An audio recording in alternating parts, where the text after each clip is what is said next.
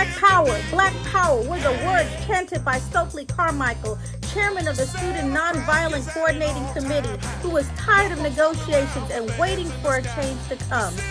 Meetings were held where Whitney Young was criticized by Adam Clayton Powell Jr. as being the Wall Street of the civil rights and as an Uncle Tom playing into white people who control blacks. But Whitney Young disagreed with the protests and advocated through strategic negotiations and pushing economics as a power broker.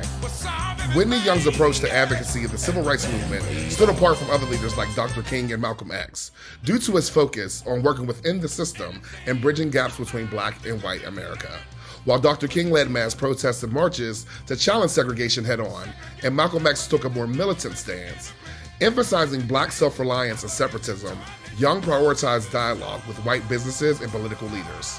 He used his role as executive director with the National Urban League to push for economic advancement, believing that job opportunities and corporate investment were critical to achieving racial equality. There's an old adage that says that you can win more flies with honey. And this, to me, embodies Whitney Young's strategy for advancing the civil rights movement. His approach invited conversation and compromise and the willingness to work together for a common solution. Attacking someone on their abuse only puts them on the defense, and they won't hear what you have to say even when your points are valid. He found that instead, the better way, the better strategy is to listen to understand and then deliver your message when their hearts and their minds are open to hear. Together, working together, we can achieve more on behalf of the people. Whitney Young was trying to change the system from within, and he needed to get the current power structure on his side in order to do this. But the more militant factions of the movement wanted a new system built altogether. They felt that he was too conservative and that he acquiesced too much to the wants and the fears of the current white power system. And a lesson that we can learn from this today is that there are different roles to play when it comes to making change. And when we're publicly infighting within a movement, within a coalition, it only distracts from the larger mission.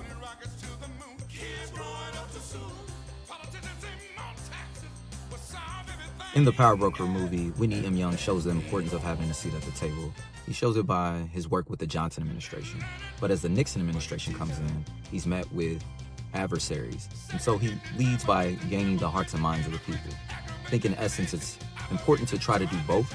But when you think of the climate that we're about to have with the new administration coming in, the National Urban League's Washington Bureau discussed the issues that they had working with the Trump administration during their first tenure and now that they're coming back into office.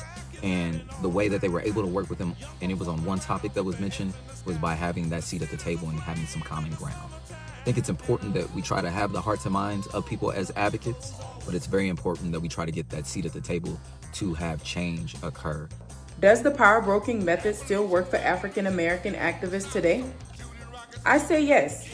Activists are using their capacity and influence to work within power structures to secure benefits for marginalized communities, particularly African Americans.